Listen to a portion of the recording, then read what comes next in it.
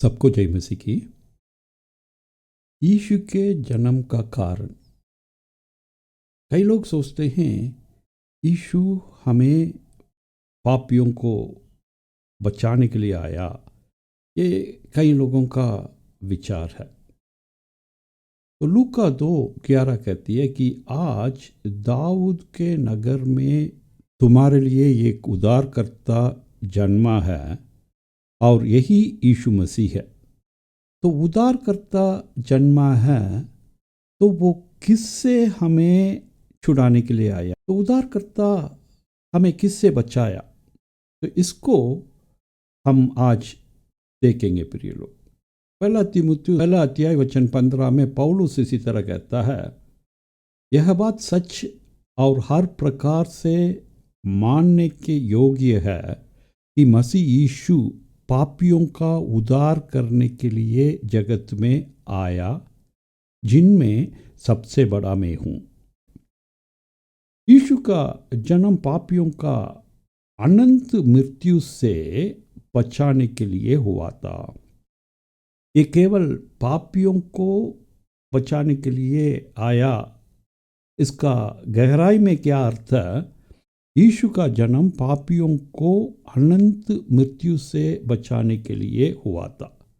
Romeo 3:23 और 24वां वचन में हम यही पढ़ते हैं, इसलिए कि सब ने पाप किया और परमेश्वर की महिमा से रहित है, परंतु उसके अनुग्रह से उस छुटकारा के द्वारा जो मसीह यीशु में है सेतमेत धर्मी ठहराए जाते हैं।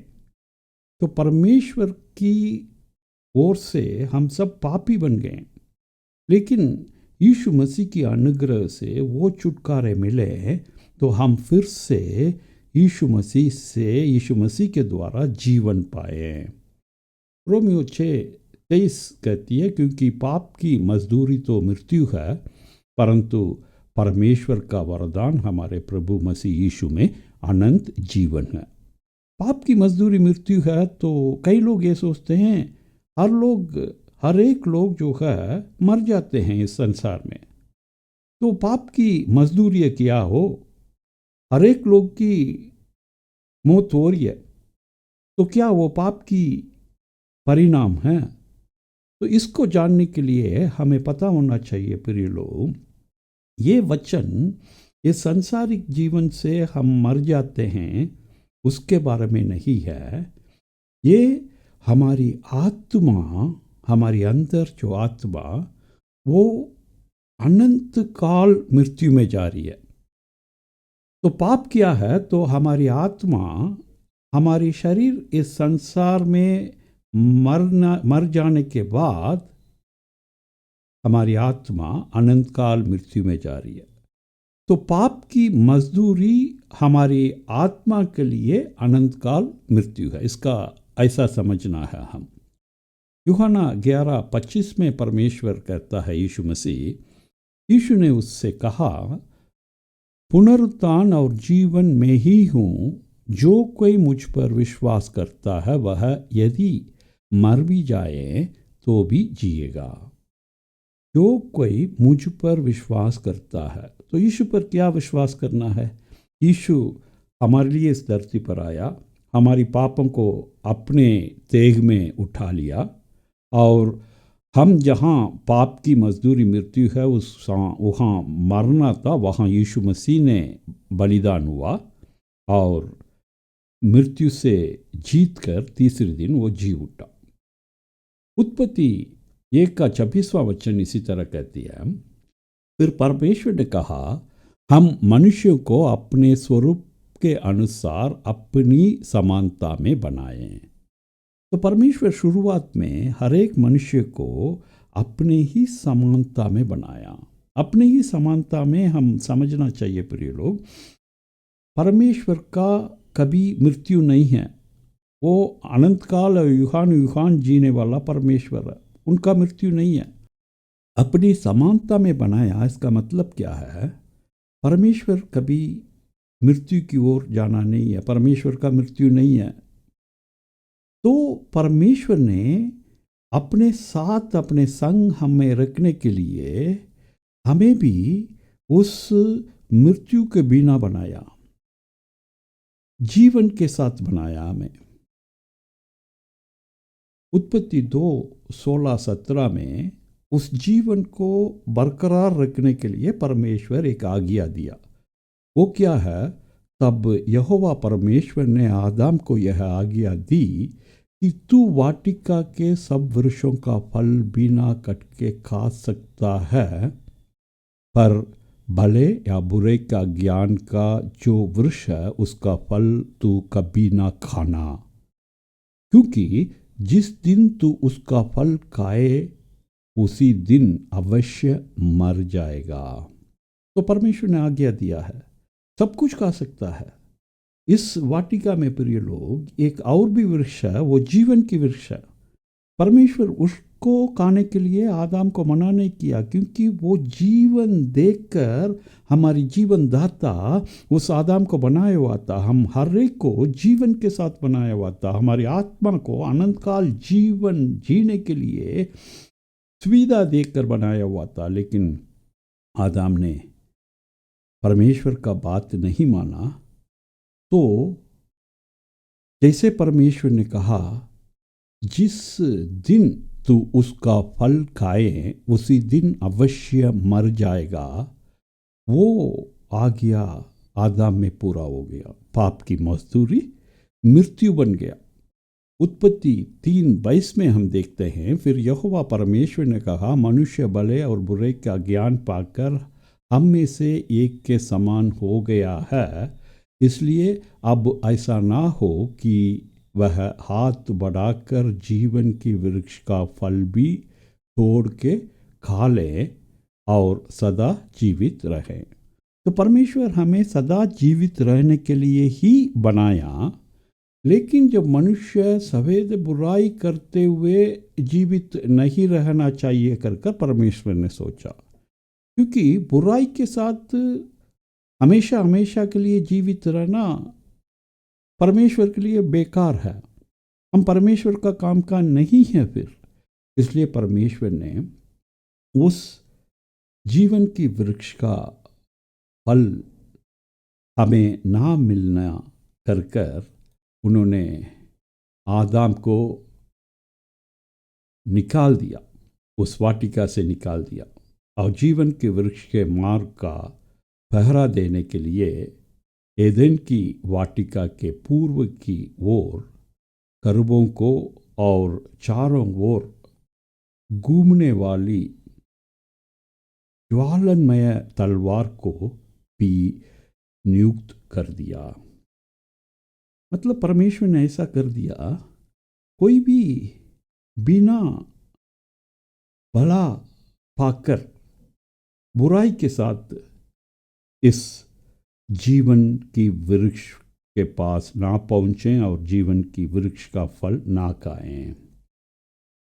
रोमियो 5:17, क्योंकि जब एक मनुष्य के अपराध के कारण मृत्यु ने उस एक ही के द्वारा राज्य किया, तो जो लोग अनुग्रह और धर्म रूपी वरदान बहुतायत से पाते हैं, वे एक मनुष्य के अर्थात यीशु मसीह के द्वारा अवश्य ही अनंत जीवन में राज्य करेंगे। अब परमेश्वर यीशु मसीह क्यों जन्म लिया, इसका कारण यही है प्रिय लोग। परमेश्वर ने हमें अनंतकाल जीवन जीने के लिए बनाया, लेकिन गलतियों के कारण हम उस जीवन को खो बैठा।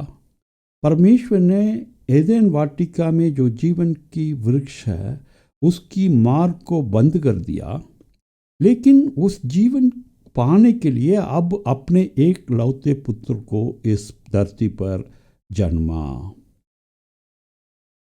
अब यीशु मसीह के द्वारा बुराई को छोड़कर भलाई काम कर हम उस वृक्ष की फल, जीवन की फल खाएंगे और अनंतकाल जीवन जीना है हमने। परमेश्वर के संग संग जैसे परमेश्वर अनंतकाल जीवन जीता है, वैसे हम भी अनंतकाल जीवन जिए। उस काम को पूरा करने के लिए यीशु मसीह इस धरती पर आया है। जो तुम इस रीति से प्रार्थना किया करो, हे हमारे पिता, तू जो स्वर्ग में है, तेरा नाम पवित्र माना जाए, तेरा राज्य आए, तेरी इच्छा जैसे स्वर्ग में पूरी होती है वैसे पृथ्वी पर भी हो।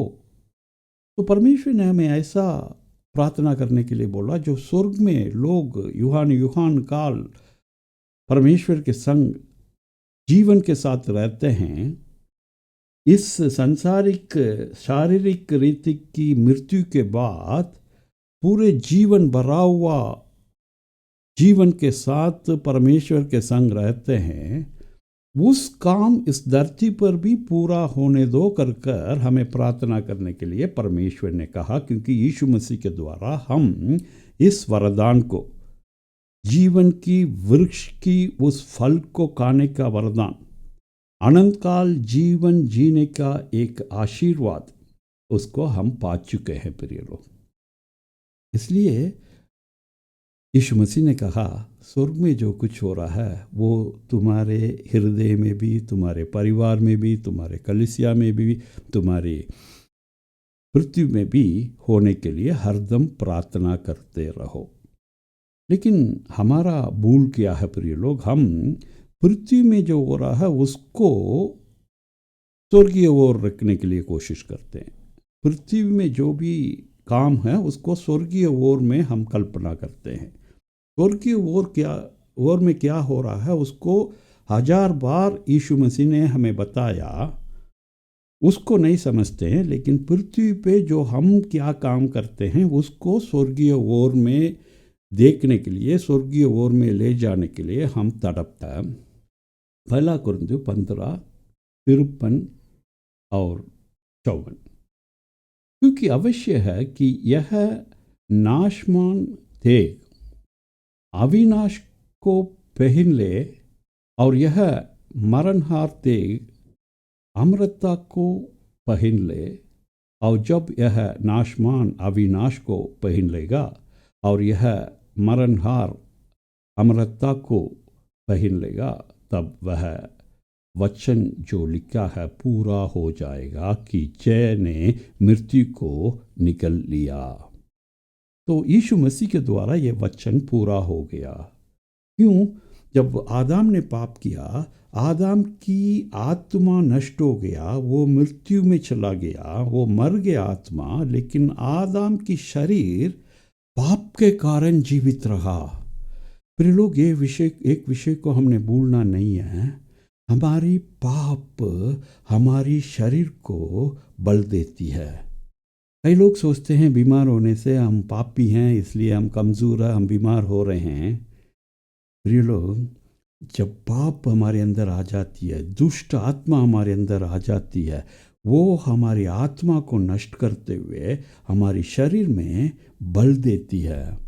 इसलिए दुष्ट आत्मा पीड़ित लोगों को आप देखेंगे, वो खाना नहीं खाते हैं, कहीं पड़े रहते हैं, लेकिन उनकी जो भी गुस्सा आती है, उनकी ताकत है, वो बहुत ज़्यादा होती है। क्योंकि वो शारीरिक ताकत को दुष्ट देती है। तो उसी ताकत के साथ हम आजकल जी रहे हैं और हमारी आत्मा नष्ट हुआ पड़ा है। इसलिए वचन कहती है, उस नाशमान अविनाश को पहन ले। तो परमेश्वर यीशु मसीह के द्वारा वो हमारे लिए देहधारी हुआ, उस देह में हमारी पापों को लेकर उस मृत्यु में गया। लेकिन उस देह को उस मृत्यु ने कुछ नहीं कर सकता। इसलिए उस मरणहार तेग यीशु मसीह की तेग में हमेशा हमेशा के लिए अविनाश का तेग बन गया। इसको हमने समझना, इसलिए परमेश्वर ने इस धरती पर आया है। रोमियो 8:11 कहती है, और यदि उसी का आत्मा जिसने यीशु का मरे हुओं में से जिलाया तुम में बसा हुआ है, वही आत्मा जो लोग यीशु मसीह मेरे लिए जन्म हुआ था और मेरे लिए मर गया था, मेरे पापों के लिए मरा था और तीसरे दिन जी उठा, इस सरल विश्वास से वो आत्मा जो हम में बसा हुआ है उस पर विश्वास करना है। और यदि उसी का आत्मा जिसने यीशु को मरे हुओं में से जिलाया तुम में बसा हुआ है, तो जिसने मसीह को मरे हुओं में से जिलाया वह तुम्हारी मरणहार देहों को भी अपने आत्मा के द्वारा जो तुम्हें बसा हुआ है जिलाएगा। प्रिय लोग, हम दूसरी कुरिन्थियों 4वां अध्याय वचन 16 को देखते हैं। जब इस बाहरी मनुष्य नष्ट होती जाती है, जो पाप से जी रहा है शरीर, यह जब नष्ट होती जा रही है, तो हमारी भीतरी मनुष्य दिन पर दिन बल पाती है, दिन पर दिन नया होती है। क्योंकि प्रिय लोग, जब हम इस शारीरिक रीति से पाप के कारण जीते हैं, उस पाप के लिए जब हम मर जाते हैं, हमारी शरीर भी मर जाती है, हमारी शरीर भी कमज़ोर हो जाती है, लेकिन हमारी आत्मा दिन पर दिन नया होती जाती है, दिन पर दिन नया होती जाती है। तो इसको समझने के लिए हम एक संभव यीशु मसीह के समय पर हुआ उसको हम देखेंगे। एक परमेश्वर के यीशु मसीह की जो उपदेश है, जी उठने का उपदेश है, नया जीवन पाने का उपदेश है, उसको नहीं मानने वाले लोग यीशु मसीह के पास आए एक दिन। उन्होंने कहा, एक स्त्री का 7 पुरुष थे।